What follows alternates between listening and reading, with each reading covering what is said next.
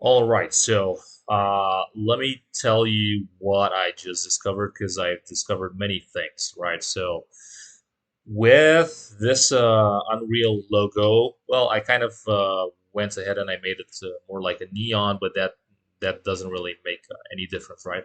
So I went and I reverted it back to this state where I'm now again using the translucent blending mode. I'm no longer using the masked one, which solved the problem. And for such a use case, it's actually what you would want to use. But still, I was very bugged by this idea that black, completely black pixels with 000 when getting multiplied, for the opacity, they should have been completely invisible. They should have acted just as a alpha of zero, and it wasn't the case. So I even went ahead and I was checking, if you can see on the top left of my window right here, it's 0 0 everywhere, right? So it's completely black, so I was really puzzled. Like, why isn't this purely transparent? Why is it causing this, tint, and also the noise and the whatever messed up jagged lines for kind of like non-anti-aliased, whatever. Um, I'll show you. I'll show you how I managed to solve it. And not only did it get solved, but it also solves this annoying thing where basically the text and the decal are completely missing, and also stack transparency doesn't work. The like the second, I mean, the first object that's again transparent after the one that I'm looking through right now already has its transparency removed, and passing along down the line, nothing is transparent no more. So I'll show you immediately how I solved it. But in the meantime, just in case you have path tracing properly set, I'll show you that basically path tracing solves this. Although it's really noisy because you have to let it sit still to accumulate, rays. This basically solves stack tracing. It solved the decal. It solves, yeah, it solves the tint here. The only thing that it doesn't solve is, I mean, it actually makes things worse on the text. The text is now completely invisible, but that's, I guess, partly due to the fact that the text actually acts as a sprite. It wasn't a 3D mesh, so it doesn't get evaluated by the algorithm for the path tracing. But anyhow, uh, path tracing does solve it, but it's really not optimal for real time. So that was just more like a mention. Now we're going back into real time application. So I'm switching back to lit. So how do we fix these issues, all of them at once? Well, thanks to a very, very good suggestion in my Unreal Forums thread, which I'll be posting in the description for this video. I discovered that basically the post process volume was using the ray tracing type for translucency. Now, it doesn't say here that it's deprecated.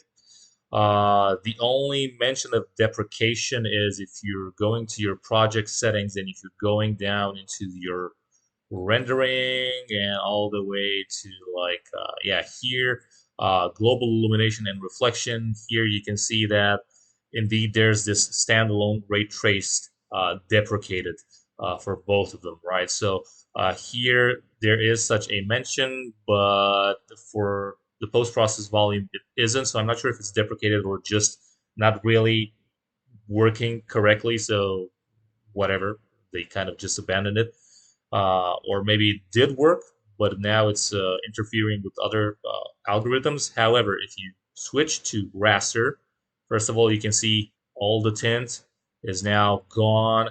All the noise, the jagged edges are gone.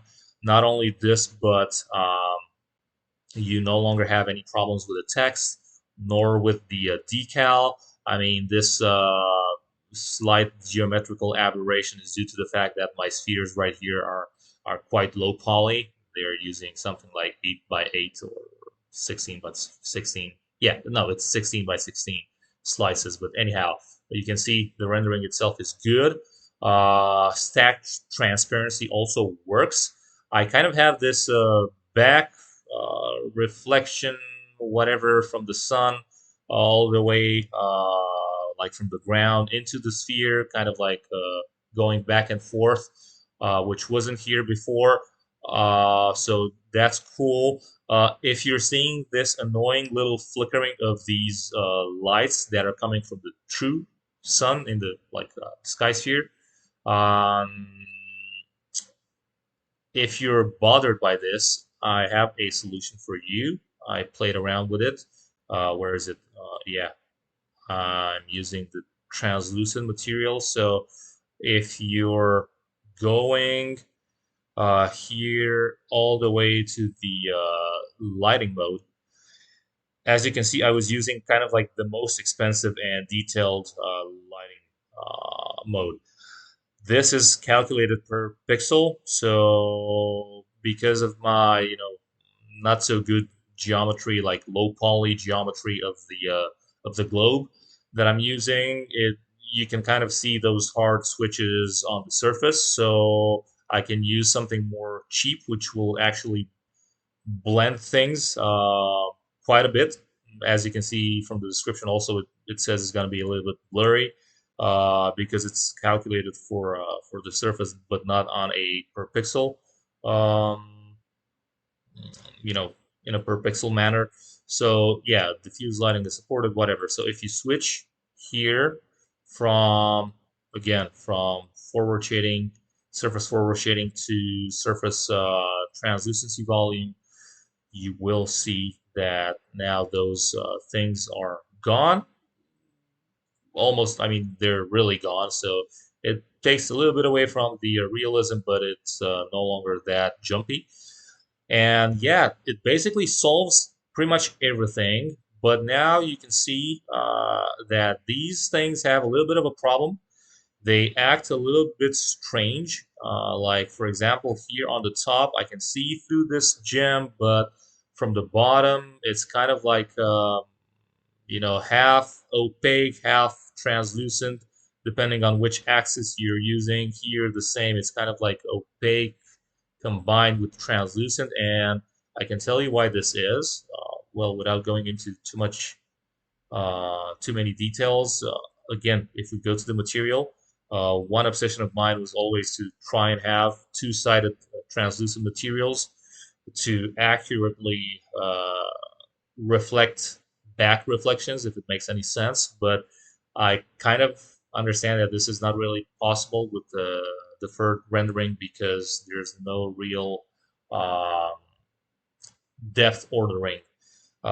So some surfaces might be in front, some surfaces might be in the back. So uh, that's really no longer guaranteeing any sorting of your surfaces based on their depth.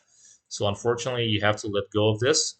Again, it will remove from the realism, but I mean, yeah, it will look correct from the other point of view, right? So yeah, it kind of brings you back to more like those 90s or late 80s ray traced demos. But anyhow, it is what it is, right? So yeah, with the post process volume trick, you can kind of fix everything. So again, make sure it's raster, not ray traced. And for the other few things, like I showed you, you just go here for your translucent material, whatever. Just make sure it's not two-sided, and just make sure if you're annoyed by those um, super fine and detailed, you know, normally accurate reflections, but if they're way too jumpy, depending on the angle and the normals and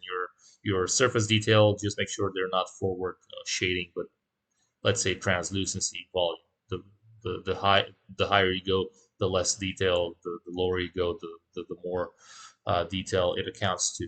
The only thing that I have no idea how to fix at this point is still this weird preview. I mean, I always have to be below a certain level in order to see things right, which is kind of annoying. So if anyone has any solution for this, please let me know. But apart from this, I kind of solved everything. So thank you to yeah, thanks to all the people who contributed to my learning process. Right. So really, I really appreciate it, and yeah, let's see where these things lead up to. Maybe I'll have further updates. Maybe I won't. I have no idea. Let's see. So once again, thank you so much.